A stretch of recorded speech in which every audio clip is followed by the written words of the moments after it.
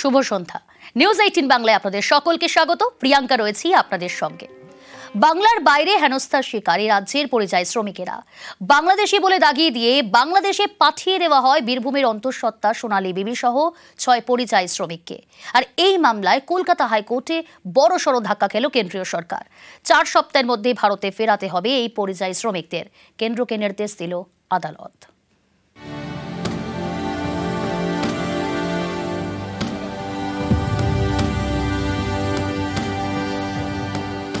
বাংলার বাইরে বারবার হেনস্থার শিকার হতে হয়েছে এ রাজ্যের পরিযায়ী শ্রমিকদের। বাংলা বলায় বাংলাদেশি বলে দাগিয়ে দেওয়ার চেষ্টা হয়েছে, কাউকে আটকে রাখা হয়েছে ডিটেনশন ক্যাম্পে, কাউকে পাঠিয়ে দেওয়া হয়েছে বাংলাদেশে, যেমনটা হয়েছে বীরভূমের পরিযায়ী শ্রমিক সোনালী বিবির সঙ্গে। এই মামলায় কলকাতা হাইকোর্টে বিপাকে পড়ল কেন্দ্রীয় সরকার। হাইকোর্টের নির্দেশ, বীরভূমের বাসিন্দা পরিযায়ী শ্রমিক অন্তঃসত্ত্বা সোনালী বিবি সহ 6 জনকে ভারতে ফেরাতে হবে। 4 সপ্তাহের মধ্যে বাংলাদেশ থেকে ভারতে ফেরাতে হবে। কেন্দ্রীয় সরকারকে এমন নির্দেশ হাইকোর্টের। কলকাতা হাইকোর্টকে আমার ধন্যবাদ। দিল্লির পুলিশে যেভাবে অন্যায় করে আছে, একবার বাংলাদেশ পাঠিয়ে দিয়েছে, খুব অন্যায় কাজ করেছে। আমার বাড়িটা বাংলাদেশ নয়। কলকাতা হাইকোর্টের বিচারপতি তপব্রত চক্রবর্তী এবং বিচারপতি ঋতব্রত কুমার মিত্র ডিভিশন বেঞ্চ মন্তব্য করে, 24শে জুন দিল্লিতে আটক করা হয় বীরভূমের 6 জন পরিযায়ী শ্রমিককে। তাদের মধ্যে একজন অন্তঃসত্ত্বা। 48 ঘন্টার মধ্যে তাদের বাংলাদেশ পাঠিয়ে দেওয়া হয়। এই পরিযায়ী শ্রমিকদের যেভাবে আটকে রাখা হয় এবং বাংলাদেশে পাঠিয়ে দেওয়া হয়, সেই প্রক্রিয়া বেআইনি। তাই কেন্দ্রের এই সিদ্ধান্ত খারিজ করা হলো। হাইকোর্টের নির্দেশ, 4 সপ্তাহের মধ্যে সোনালী বিবি সহ 6 জনকে ফিরিয়ে আনতে হবে। নির্দেশ কার্যকরের উপর 6 সপ্তাহের স্থগিতাদেশ চায় কেন্দ্রীয় সরকার। সেই আবেদন এদিন খারিজ করে দেয় হাইকোর্ট। দিল্লি পুলিশ উৎসাহের আধিক্য দেখিয়ে দ্রুততার সঙ্গে এদের ভাগ্য নির্ধারণ করেন। বাংলাদেশের যে বিভিন্ন কাগজপত্র রয়েছে, যে তারা সেখানে গ্রেপ্তার হয়ে রয়েছেন, অন্তঃসত্ত্বা সোনালী সেখানেই রয়েছেন। আমাদের দেশের যে সংবিধান, যে বেসিক স্ট্রাকচারের কথা আমরা বলি, গর্বের হাত ধরে আমরা এদের দেশে ফিরিয়ে আনতে পারব। বীরভূমের পাইকরের বাসিন্দা সোনালী বিবি দিল্লির রোহিণীতে পরিযায়ী শ্রমিকের কাজ করতেন। যে সময় বাংলাদেশি সন্দেহে পুলিশ তাকে আটক করে, তখন সোনালী অন্তঃসত্ত্বা। অভিযোগ, বাংলায় কথা বলায় 24শে ঘরে ফেরাতে কলকাতা হাইকোর্টে হেভিয়াস কর্পাস মামলা দায়ের করা হয়। এই মামলার দ্রুত নিষ্পত্তির জন্য সুপ্রিম কোর্ট নির্দেশ দেয়। সেই মামলার রায়ে বিপাকে কেন্দ্রীয় সরকার। আদালতের নির্দেশে খুশি সোনালী বিবির পরিবার। কলকাতা হাইকোর্টকে আমার ধন্যবাদ। মমতা ব্যানার্জি আর সামিরুল ইসলাম না থাকলে আমার মেয়ে ছেলেকে আমার ক্ষমতা নেই আনা। দিল্লির পুলিশে যেভাবে অন্যায় করে আছে, না জানি না জাজ করি, একবার বাংলাদেশ পাঠিয়ে দিয়েছে, খুব অন্যায় কাজ করেছে। আমার বাড়িটা বাংলাদেশ নয়। নিউজ 18 বাংলা। রামপুরহাটে ক্লাস 7-এর ছাত্রীকে নির্যাতন খুন, অভিযুক্ত শিক্ষককে গ্রেফতারের 9 দিনের মাথায় চার্জশিট দিল পুলিশ। প্রাথমিক ব্যর্থতা সূত্রে দ্রুত চার্জশিট পুলিশের।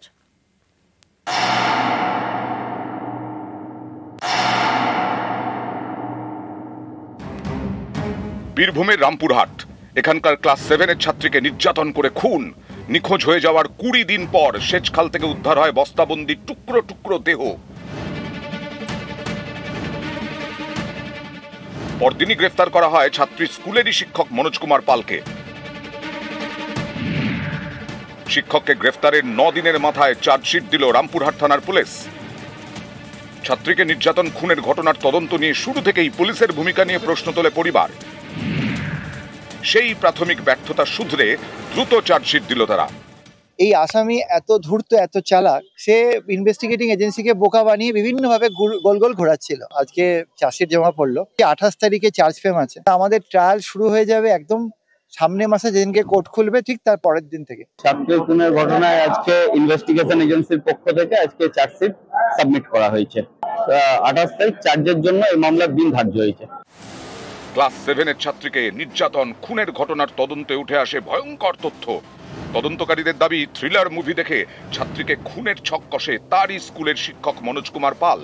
এরপর থ্রিলার ফিল্ম দেখেই নিজেকে বাঁচানোর ছক কষে। শিক্ষকের ফোনের সার্চ হিস্ট্রি খতিয়ে দেখেন তদন্তকারীরা। দেখা গেছে বিভিন্ন ক্রাইম থ্রিলার সার্চ করেছিল শিক্ষক মনোজ কুমার পাল। সেই সব ক্রাইম থ্রিলার দেখে নিজেকে বাঁচানোর ছক কষে। দেহ টুকরো টুকরো করার পর তাতে যাতে পচন না ধরে তার জন্য কেমিক্যালও ব্যবহার করে। এরপর দেহ 3টে বস্তায় ভরে ফেলে দেয় খালে। ঘরে রক্তের দাগ মুছতে ব্যবহার করে স্পিরিট। এখানেই শেষ নয়, নৃশংসতার আরও প্রমাণ পেয়েছেন তদন্তকারীরা। জানা গেছে ছাত্রীকে ঘুমের ওষুধ খাইয়েছিল শিক্ষক।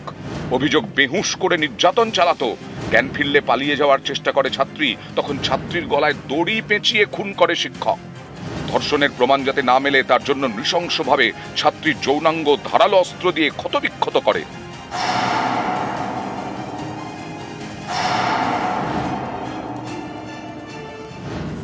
28 অগস্ট টিউশন পড়তে বেরিয়ে নিখোঁজ হয়ে যায় রামপুরহাটের ক্লাস 7-এর ছাত্রী। এই ঘটনায় বারবারই পুলিশের ভূমিকা নিয়ে প্রশ্ন তোলে পরিবারের দাবি, নিখোঁজ হওয়ার দিনই রামপুরহাট থানায় মিসিং ডায়েরি করা হয়। অভিযোগ গুরুত্বই দেয়নি পুলিশ। পরিবার বারবার থানায় গিয়ে স্কুল শিক্ষকের বিরুদ্ধে অভিযোগ জানায়। সেই মতো 1 সেপ্টেম্বর শিক্ষক মনোজ পালকে আটক করে পুলিশ, কিন্তু জিজ্ঞাসাবাদ করে নাকি কিছুই জানা যায়নি, তাই তাকে ছেড়ে দেওয়া হয়।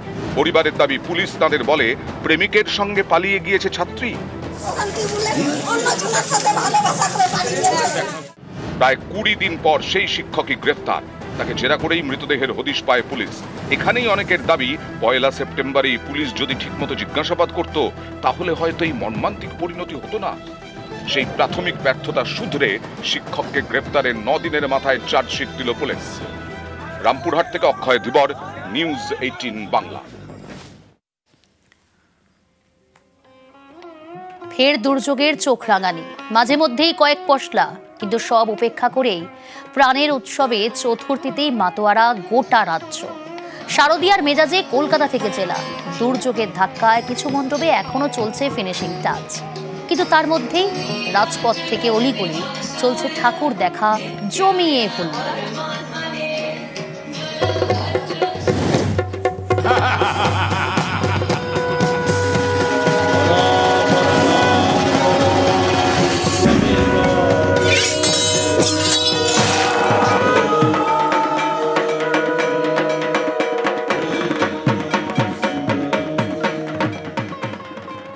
আজ চতুর্থী, সকাল থেকেই মণ্ডপে মণ্ডপে উপচে পড়ছে ভিড়।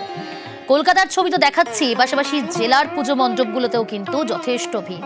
এই মুহূর্তে আপনাদের নিয়ে যাব চাকদা সংহতির সংঘ, সেখান থেকে রয়েছে রঞ্জিত। এই মুহূর্তের আবহাওয়াটা ঠিক কিরকম? দেখো, কিছুক্ষণ আগে এক পশলা বৃষ্টি, তারপরে কিছুটা হলেও দর্শনার্থীদের দেখার যে ভাটা পড়েছে। কারণ হচ্ছে আবহাওয়ার দুর্যোগ যেটা রয়েছে সেটার মধ্যে মাঝে মাঝেই বৃষ্টি হচ্ছে। তবে চাকদা সংহতির সঙ্গে 58তম বর্ষ, তাদের যে ভাবনা ছিল দীঘার জগন্নাথ মন্দির, সেই মন্দির মণ্ডপ দেখতে সকাল থেকে ভিড় ছিল দর্শনার্থীদের। তবে বিকেলের পর থেকে একটু মেঘলা আকাশ, তারপরে বৃষ্টি, তারপরে একটু দর্শনার্থী কমে গেছে। তবে উদ্যোক্তাদের আশাবাদী, তারা এই দর্শনার্থী কিন্তু বহু মানুষ তারা কিন্তু আসে এখানে মণ্ডপ দর্শন করতে। তবে তোমাকে জানি রাখি, আমরা সারাদিন অনেক দর্শনের সাথে কথা বলেছি। তবে এই সংহতির সঙ্গে যারা উদ্যোক্তা রয়েছে, মানে খুদে উদ্যোক্তা, তার সাথে একটু গল্প করবো, একটু আড্ডা মারবো। কারণ হচ্ছে যারা রয়েছে দেখতেই পাচ্ছ যে তারা রয়েছে আমার সাথে, অনেকক্ষণ ধরে অপেক্ষা করছে, তারা একটু আড্ডা দেবে, কথা বলবে। যে আজকে তো চতুর্থী, এখন মধ্যে কটা মণ্ডপ দেখেছো? এখন পর্যন্ত দুটো। কি কি করবে পুজোতে, কি কি প্ল্যান রয়েছে তোমার? কোথায় কোথায় ঘুরতে যাবে, কি কি করবে? কল্যাণী ITI মোড় যাবো, তারপরে মুরলি মেলা এখান থেকে। আচ্ছা, আরেকজনের সাথে কথা বলবো। খাওয়া দাওয়া একটা ব্যাপার থাকে তো, এখন তো ছুটি রয়েছে, পড়াশোনা স্কুল ছুটি, পড়াশোনা থেকে একটু দূরে, খাওয়া দাওয়ার কি প্ল্যান রয়েছে পুজোতে? খাওয়া দাওয়া অষ্টমীর দিন তো মোটমাট বিরিয়ানি খাওয়া, তাছাড়া ফুচকা, আইসক্রিম এগুলোই খাবো সকাল থেকে। আর কি বলবো, তাছাড়া খাবো চাউমিন, এগরোল, এগুলো খাবো। একেবারে দেখো, আরেকজনের সাথে কথা বলবো, খাওয়ার গল্প শুনলে একটু এই যে মানে কোথায় কোথায় যাওয়ার প্ল্যান রয়েছে, বাড়ির লোকের সাথে বা পরিবারের সাথে, বা নিজেরা বন্ধুরা কোথায় কোথায় যাবো? বন্ধুরা সিংহের বাগান দিয়ে ঘুরবো, আর বাড়ির লোকের সাথে সাথে কল্যাণী, মণিমালা, পাজির মোড়, আর হলো রানাঘাট, আর যাবো। এখন তো পড়াশোনা নেই, এখন তো পুরো ছুটি রয়েছে। তাহলে এই পূজার মধ্যে ঘুরবো বন্ধুদের সঙ্গে, মামার সঙ্গে। রঞ্জিত, ছোট খুদেদের জিজ্ঞাসা করো যে তাদের ঠাকুর দেখা কি আজ থেকেই শুরু হয়ে গেল নতুন জামা পরে? একেবারে যে দেখো, আজকে তো চতুর্থী, তো আজকে নতুন জামা পরে ঠাকুর দেখা কি একদম শুরু? একদম হ্যাঁ, শুরু আজকে থেকে শুরু সবার। নতুন জামা পরেই? হ্যাঁ, নতুন জামা পরে। একেবারে তো এখনো তো অনেক দিন বোঝাই বাকি যাচ্ছে, রয়েছে। খুব স্বাভাবিক এই ছবিটা। আর চতুর্থী হলে কি হবে, নতুন জামা নতুন জুতো পরে বেরিয়ে পড়েছেন প্যান্ডেল হপিং এ। ছোট ছোট খুদেরাও কিন্তু বাদ পড়ছে না। চতুর্থী থেকেই প্যান্ডেল হপিং সারছেন, কেউ পরিবারের সঙ্গে, কেউ বন্ধু বান্ধবের সঙ্গে। সকাল থেকেই বিভিন্ন পুজো মণ্ডপের ছবি দেখাচ্ছি। এই মুহূর্তে নদিয়া চাকদার সংহতি সঙ্গের ছবিটা দেখাচ্ছিলাম। আর এরপর আপনাদের নিয়ে যাব উত্তর 24 পরগনা হাবড়া হিজলপুকুরিয়া। সেখান থেকে রয়েছে আমার সঙ্গে জিয়াউল। চতুর্থীর সন্ধে এই মুহূর্তে তুমি যে পুজো মণ্ডপে রয়েছো সেখানকার আবহটা, ছবিটা ঠিক কিরকম? চাকদার ছবিটা দর্শকদের দেখাচ্ছিলাম।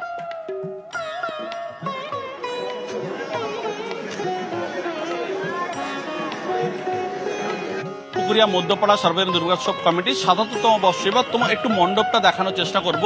একেবারে ফেলে আসার একটা জিনিস সেগুলো তুলে ধরা হয়েছে।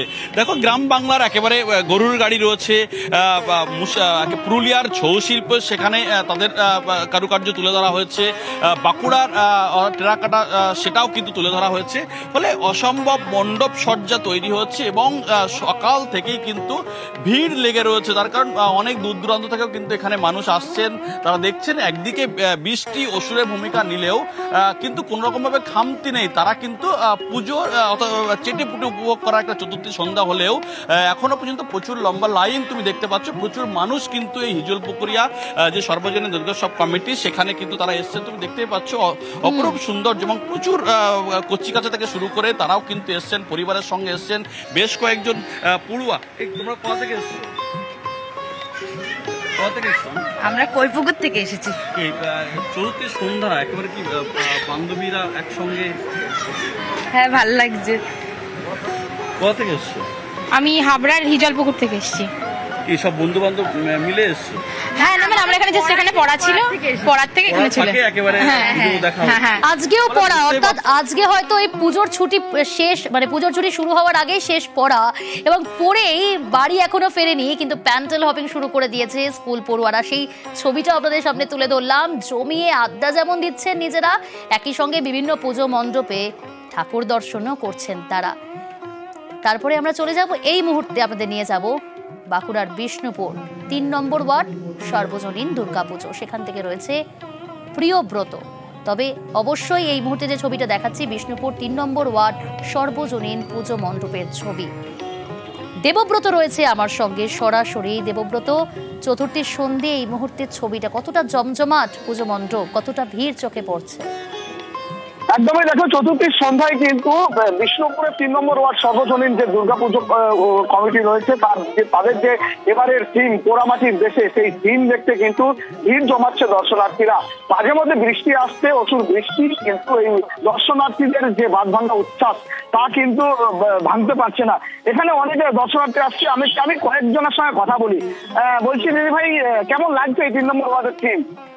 খুবই ভালো লাগছে। অ্যাকচুয়ালি পুজোর এই থিমগুলো প্রত্যেকটা কর্তৃপক্ষ এত সুন্দর করে এত চেষ্টা দিয়ে অনেক আগের থেকে এত ভাবনা চিন্তা করে তাতে করে প্রত্যেকটা থিমই খুব ভালো হয়। আর আমাদের এই 3 নাম্বার চিন্তা সবসময় একটু ইউনিকই থাকে, অন্যরকমই থাকে। এবারের চিন্তা ভাবনা তো খুবই সুন্দর। এরপর কি প্ল্যানিং রয়েছে? চতুর্থীর দিনেই কেন? এখনো তো অনেক দিন রয়েছে দুর্গাপুজো। না, এখন তো প্রথমার দিন থেকেই পুজো, মহালয়ার পরের দিন থেকেই পুজো। মাঝে মাঝে বৃষ্টিটা একটু মন খারাপ করে দিচ্ছে, তবুও ঠিকই আছে। প্রথমা থেকে একদম বিজয়া দশমী পর্যন্ত পুরো প্যান্ডেল হপিং, আনন্দ, খাওয়া দাওয়া সমস্ত কিছু। একজন কচিকাচা রয়েছে, একটু কথা বলি। বলছি, কোথা থেকে এসছো তুমি?